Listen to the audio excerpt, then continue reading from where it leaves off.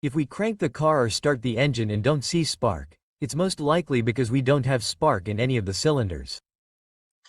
It doesn't hurt to check all the cylinders, but generally when a car doesn't start or tries to start after the engine is started, it's most likely because none of the coils, none of the cylinders have spark.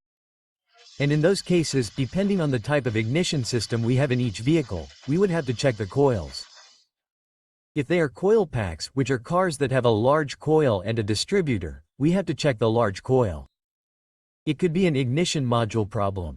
And, in the case, for example, of cars that have individual coils, if none of the coils are capable of delivering spark or generating spark, in those cases, it is most likely that we have a problem with the crankshaft position sensor signal, since if that sensor has any problem, either in the sensor, in the signal or in the wiring, it will affect the entire ignition system and we will not have spark in any of the coils.